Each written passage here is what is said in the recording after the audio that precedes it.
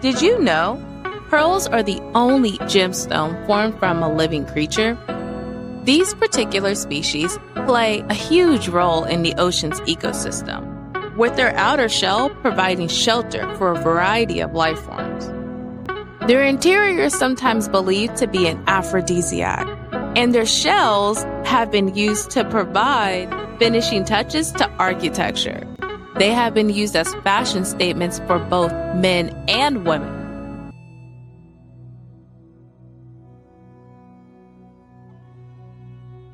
What is also great, pearls not held up to jewelry standards don't go to waste, but can be repurposed and used to create modern medicines and cosmetics. Hello, and thank you for joining. This is Pearl Weekly, the podcast that brings together the history, the science, and fashion icons behind all your favorite pearls. I'm your host, Caitlin Foster.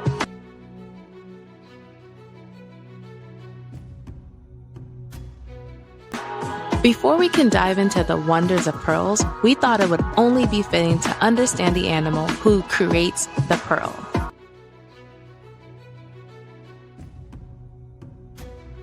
That is why today's show is called What is in Your Mollusk? So what is a mollusk? They're a soft-bodied animal, and some groups usually live in a shell made of calcium. They have no vertebrae nor spine.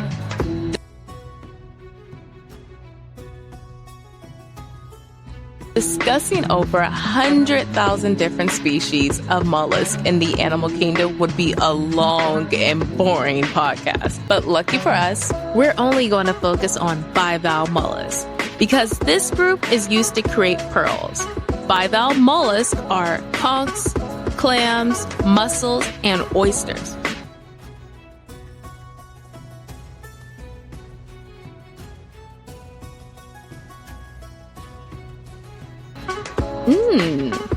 Just this list is making me hungry.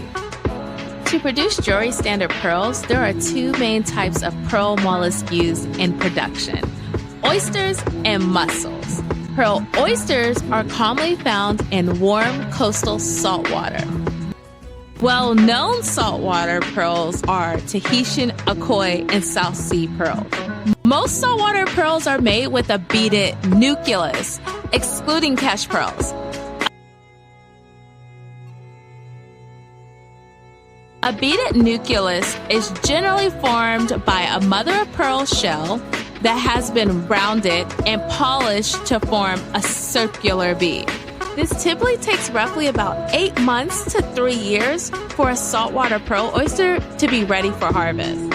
Freshwater bivalve mollusks are called pearl mussels. They are found in freshwaters all around the world, inhabiting ponds, streams, and lakes. It can take roughly around 2 to 6 years for a mussel to produce a freshwater pearl. They are typically not as round as saltwater pearls because they do not have a beaded nucleus.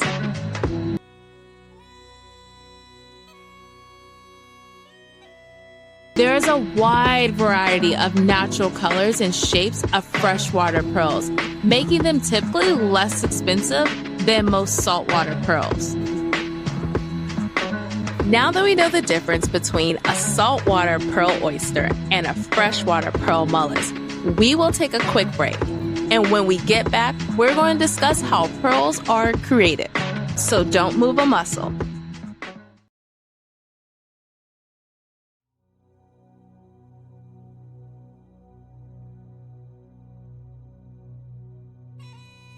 While most gems are made from hot gas and fluids cooling deep, deep below the Earth's crust, pearls are the only gem that comes from a living organism and still being made today.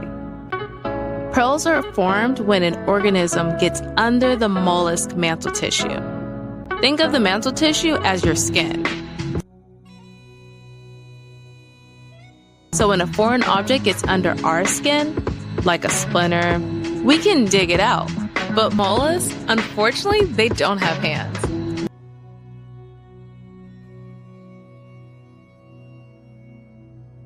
They remove foreign objects by surrounding the irritant in a sac and secreting a substance made of calcium carbonate, which is known as nacre. The irritant is slowly covered with these tiny microscopic layers of nacre. The more and more nacre the mollusk secretes, the bigger the pearl will grow. But not all pearls will meet jewelry industry expectations. About 1 in every 10,000 wild bivalve mollusks will create a pearl that meets jewelry standard. What are pearl standards? In the pearl industry, there is no universal industry-recognized grading system. Each group makes their own rules on what pearls are acceptable to sell to consumers.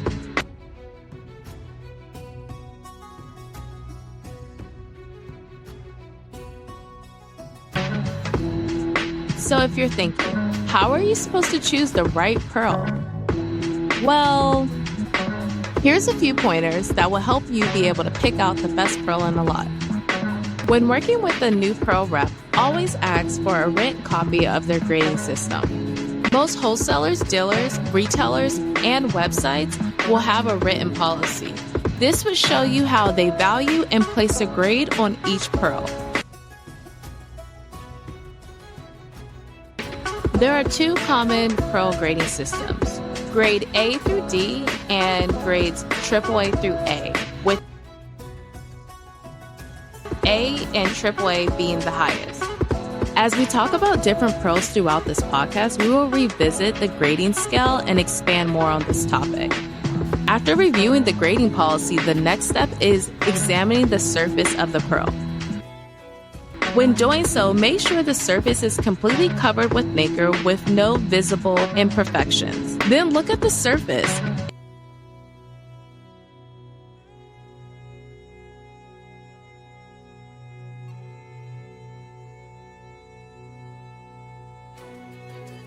Is it perfectly round, or do you find it being a little oval shape, or something else?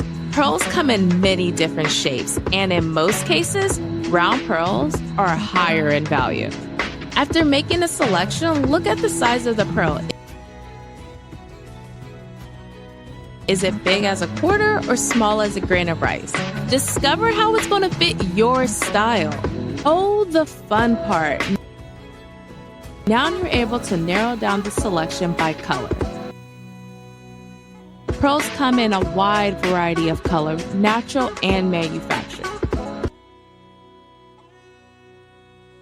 Do not forget, when looking at pearls, make sure the size and color are consistent all throughout the piece of jewelry. Right before you say yes to the pearl, take a close look at the luster and see if you see your reflection. The clearer your reflection, the higher the quality of luster on the pearl. Unfortunately, some lusters can be enhanced.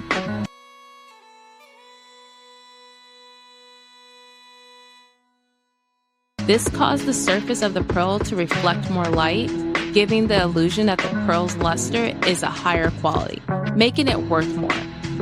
This is hard to notice, and we will talk more about this in future episodes. Remember, pearls are graded by nacre, luster, surface, shape, color, and size. Thank you so much, friends. This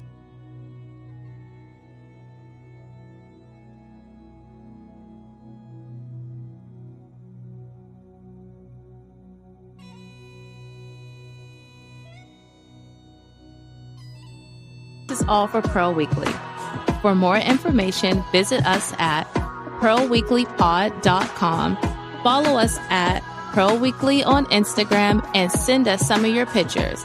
#PearlWeeklyPod to show us how you wear your pearls. We will be back with new episodes next week. Leave a review wherever you listen to Pearl Weekly.